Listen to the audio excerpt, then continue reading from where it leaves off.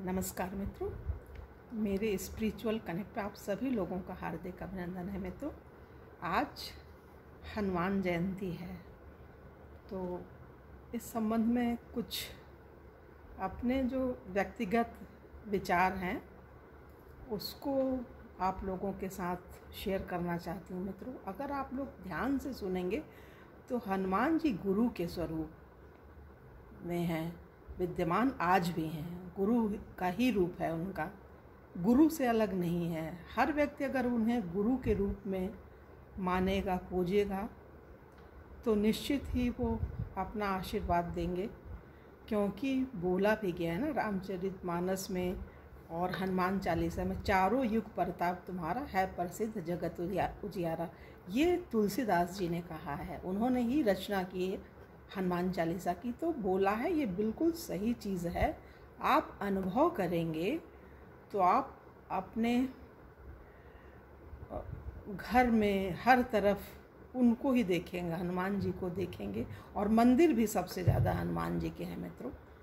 तो नववर्ष हमारा ये जो शुरू होता है चैत्र में, तो उसकी जो पूर्णिमा होती है, चैत्र पूर्णिमा, तो उसी में उनकी जयंती मनाई जाती है। और एक और भी बोला जाता है, नवंबर दीपावली के समय भी, जब दीपावली वाली पूर्णिमा आती है, तो उसमें भी लोग कहते हैं कि हनुमान जी को दक्षिण भारत में वो फेमस है इस चीज़ में। लेकिन हम तो इसको इसी समय हम लोग पूजेंगे, क्योंकि उत्तर भारत में आज ही के दिन, ये चैत्र मास की जो पूर्णिमा होती है, उसी के दिन हनुमान जयंती मनाई जाती है मित्रों।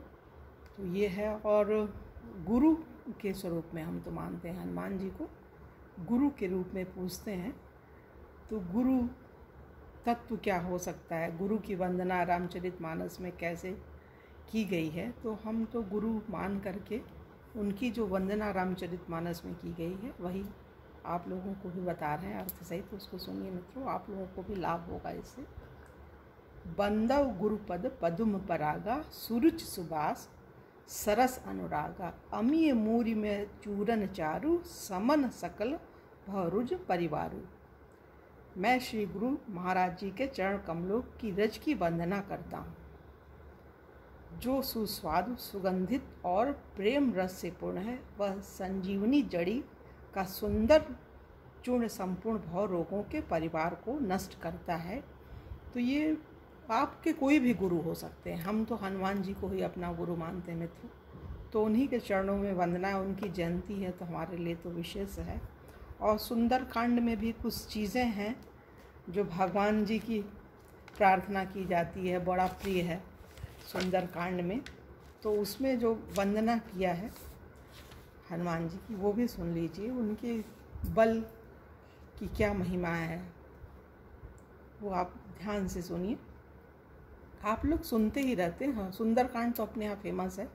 उसमें अतुलित बलधामम हेम शैलाभदेहम दनुज्वन कृशानम ज्ञानी राम अग्रगण्यम सकल गुण निधानम वानराणाम देशम रघुपति प्रियभक्तम वात जातम नमामि। इसका अर्थ है मित्रों, हे परम पुत्र हनुमान जी, आप अतुल बल के धाम हैं, सोने के परस सुमेरु के समान कांतियुक्त शरीर वाले हैं, दैत्य रूपी वन के लिए अग्नि के समान हैं, ज्ञानियों में भी अग्रगण्य हैं, सारे गुणों के निधान हैं, वानरों के स्वामी, श्री रघुनाथ जी के प्रिय भक्त हैं।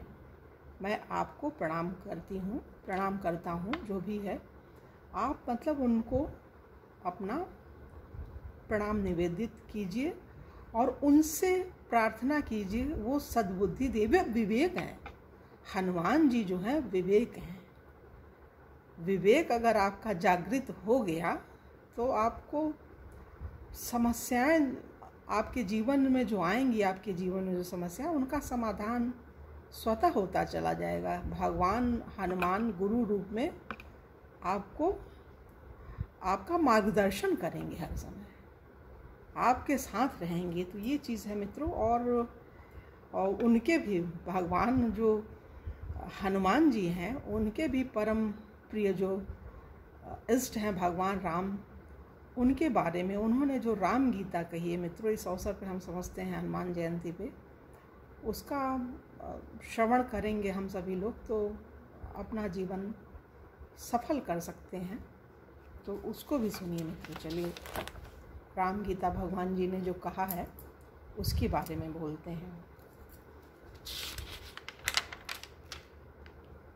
एक बार क्या हुआ, जब अंत समय होने लगा, जब भगवान जी सब अपना पूरा काम कर लिए, सीता जी का खोज भी कर लिए, सब कुछ कर लिए, और तब उत्तरकांड में भगवान राम गीता बोलते हैं जब, तो उसके बारे में सुनिए मित्रों। एक बार श्री हरनाथ जी ने गुरु वशिष्ठ, मुनियों, ब्राह्मणों और नगर निवासियों को आसन पर बैठाकर बोले, आप लोग मेरी ममता रहित, भगवान कितनी बड़ी बात बोल रहे हैं, आप लोग मेरी ममता रहित, नीतिपूर्ण तथा प्रभुता रहित बात संकोच और भय छोड़कर सुने, अनीति कहूँ तो रोकिए, फिर आपको जैसा अच्छा लगे वैसा। मतलब भगवान होकर भी इतनी विनम्रता, ये समझने जैसी चीज़ है। तो उसको सुनिए मित्रों ध्यान से। भगवान कहते हैं कि प्रिय सेवक कौन हो सकता है, प्रिय भक्त कैसा हो सकता है। मतलब राम गीता का जो एक सार है, सार स्वरूप में हम आप लोगों को बताने जा रहे हैं। सुनिए मित्रों, जो आज्ञाकारी हो, सेवक या भक्त कैसा होता है, जो आज्ञाकारी हो। यदि मैं कोई अनीति की बात कहूँ तो भय छोड़कर मुझे रोके।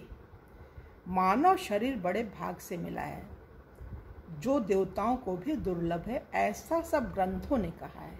यह साधन का धाम और मोक्ष का द्वार है। इसे पाकर जो परलोक न बनाया वह परलोक में दुख पाता है और सिर पीट पीट कर पछताता है। काल, कर्म और ईश्वर पर मिथ्या दोष लगाता है। मतलब व्यक्ति समझ तो पाता नहीं किसी चीज़ को और दोष लगाता है भगवान को, समय पे, और जो उनके साथ रहने वाली, ये सब चीज़ें सही।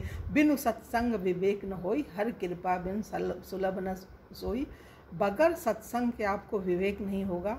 ये भगवान एक तरह से समझा रहे हैं हम लोग को।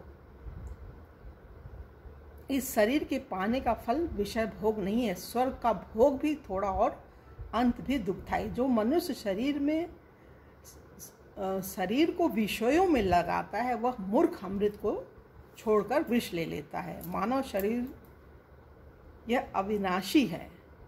यह अविनाशी जीव अंडज, स्वेजज, जरायुज और उद्भिज कर्म करने का प्रतिफल 4 खानों एवं 84 लाख योनियों में चक्कर लगाता रहता है। माया की प्रेरणा से काल, कर्म, स्वभाव, गुण से घिरा हुआ यह जीव सदा भटकता रहता है। ईश्वर की अहेतुकी कृपा कैसे होती? अकारण कृपा करने वाले ईश्वर कभी दया करके इस जीव को मनुष्य शरीर प्रदान कर देते हैं।